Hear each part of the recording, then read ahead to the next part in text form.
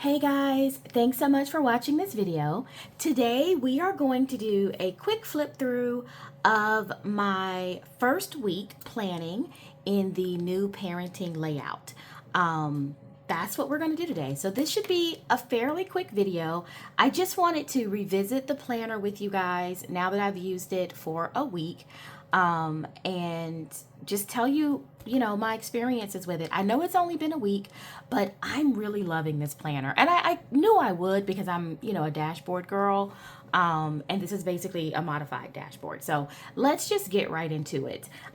This is, as I said, the parenting layout. I did keep the cover, the discs. I kept everything really because I loved everything about this planner.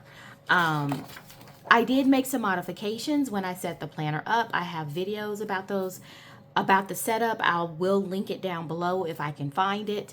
But I came in and I set up my planner as a catch-all. This is what I am now using for my catch-all. And I created these different sections as you do with a catch-all. And I created these dashboards. Like I said, I have a whole video going through that. But for the first month, as I started using it, I basically moved my specialty pages into their different sections in my catch-all, and that's what you see here. And I use those as intended. Each page is for something different. For example, this one is for tracking my planning and decor and what I'm filming. It's not a content planner for work, but it just gives me an idea of what decorations I'm going to use for that week so I can stay organized, because y'all, I need that in my life. But I did put those pages in here. I set up my catch-alls typically for 3 months. Most sections are set up for 3 months. And so I have enough pages for 3 months. I also started using my daily sheets. I have a video up of me decorating my daily sheets, but I have started using them. I don't use these as dailies. I use these as task trackers and weekly trackers, project trackers. I don't use daily sheets in my planning, but I do go in, I decorate the daily sheets. That's the layout basically. And then I generally use leftover stickers or sticker books I maybe don't love or haven't used in a long time. And then I just fill them out with whatever I'm doing. For example, this one was for last weekend. I'm filming this the weekend of the 10th of May. So this one was for last weekend, and I just had certain things I needed to do related to updating my journals and my planners. And so I created a little project sheet just for that weekend. But that is a part of my catch-all. So you see I am using that section.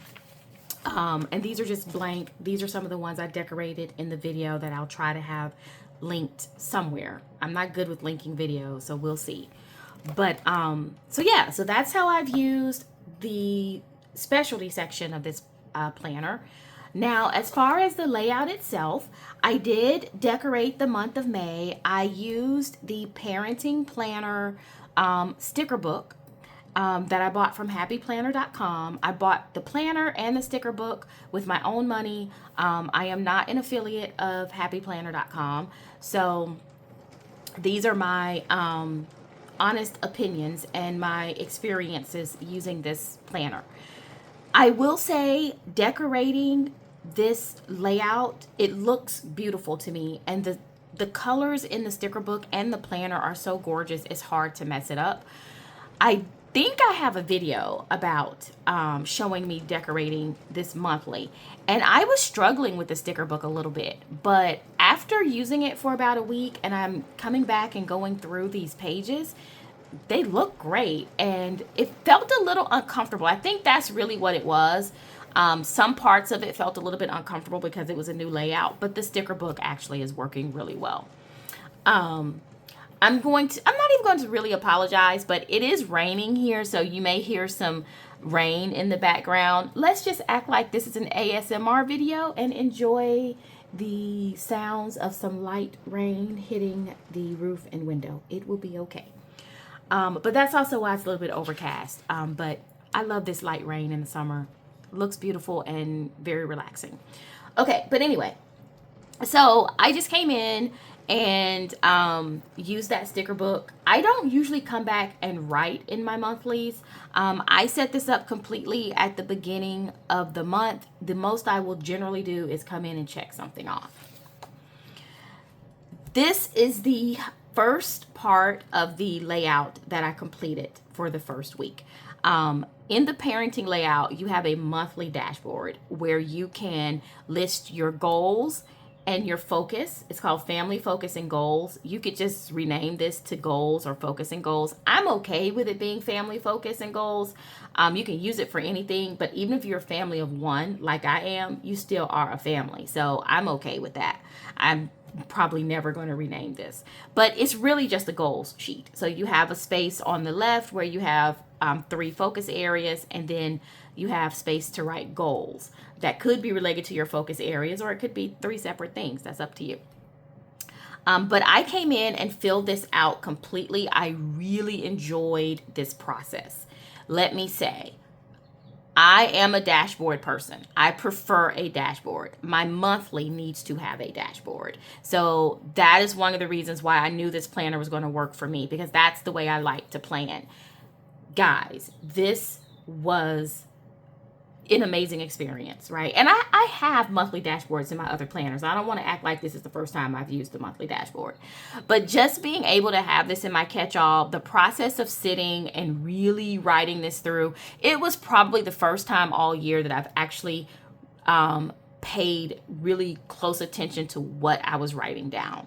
And it could be just the excitement of getting a new planner, but I've had 10 new planners this year and I didn't take that time to do it. It felt good to me, and I just liked the setup.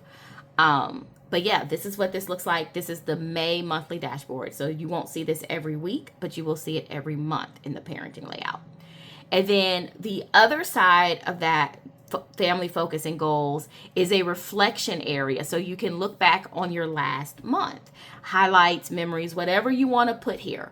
So I decided to use this really just as a general reflection area. It's not necessarily memories. It's not necessarily highlights. It's a strong focus on self-care for me, because that is just one of my ongoing goals and ongoing challenges. So a very strong focus on that.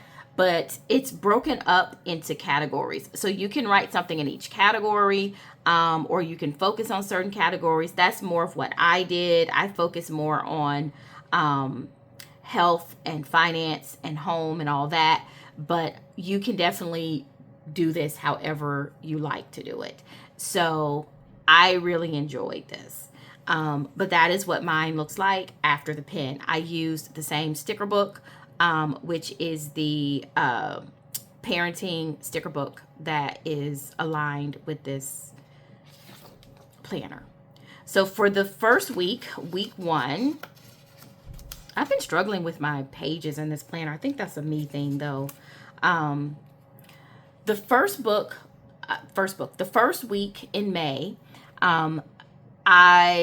this is my after the pen. So I used the same parenting sticker book, and I did that on purpose because I wanted to see how it would, look when I decorated using that book. I have a video up as well decorating for this week, and I have to tell you, in that video I wasn't really pleased with how it came out. It felt odd. It felt a little awkward, but planning in it didn't feel awkward. So it works, guys. If you are struggling with the sticker book, don't let that turn you off from the planner itself, because I was too in the beginning. But honestly, just using it, I realized, yeah, it fits. I will say the sticker book that is intended for the parenting layout worked better for me on this reflection page. I feel like more of the stickers are sized more for this reflection page, like these long kind of these wide box stickers, like they wouldn't really fit here well because it would cover too many days, but they fit perfectly here. And I think that's what was kind of throwing me off. Like this box here, I was like, how am I supposed to use that over here in the weekly? It would cover up like 3 days, but it fits perfectly over here on the reflection. So I just had to kind of figure out what the intentions were with the boxes, and it worked fine. I will also point out that you can use any Happy Planner sticker book, and the stickers will fit in these vertical boxes for the day. They do match every other Happy Planner classic size book. So you don't have to just use the parenting layout book. I did purposely because I wanted to see how it was flowing. But this is my after the pen. I am coming back in and doing a little bit of journaling, not a lot, because I have a journal. I don't really like to journal in my catch-all planners and things like that. But I am getting more into just writing down a comment about my day or how I felt for that day. So not a full journaling. This is definitely not a back planning, memory keeping type situation. But I do enjoy just kind of how am I feeling that day. I don't know if I'll keep doing that, but it worked well for me last week. But yeah, I just came in, used it for the week. As you see, I have my to-do list. I check off things. As I accomplished those, I used my highlighters in here, my pens, stickers. I loved it. The dashboard on the left, I love every section of this dashboard. I listed my top 5 for the week, so that really helped keep me organized. This is household chores. I renamed it for home. I'll probably not rename these again because I actually use the labels as they are. And so I will probably just leave it like that. But this worked well, listing things I need to do in the home.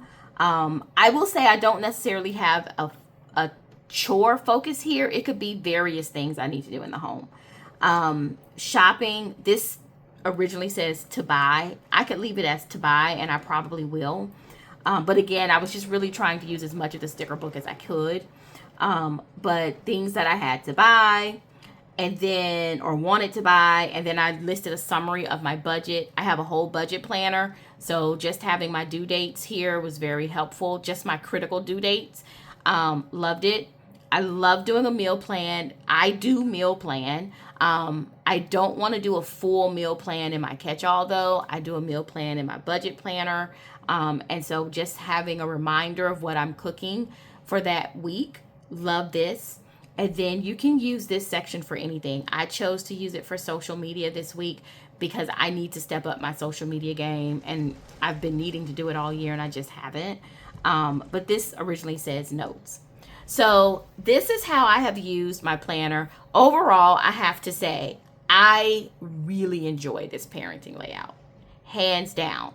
I hope they keep it. I hope they come out with one in the fall for the entire year. I love everything about this parenting layout. No, I'm not a parent at all. I don't have any children. I don't need to keep up with their tasks. But you see, I've used it as a single person with a 9-to-5 job, running also a small business, and I'm using it for my catch-all, and it is working great for me. I will say though, if you're not a dashboard person, this is probably not going to work for you. If you generally don't like a dashboard layout, this is probably going to drive you crazy.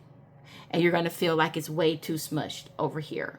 But if you are typically a dashboard person or you want to try a dashboard, try this layout. It is highly functional. You will have to get used to decorating this right side because I'm in my second week of decorating, maybe my third week of decorating, and I'm still not quite used to decorating this right hand side, but I love using it. And so eventually I'm going to master the decorating piece, which is something I need to do anyway in all my planners. But that's it, guys. I really enjoyed it. I hope you enjoyed this kind of after the pen review of the parenting layout.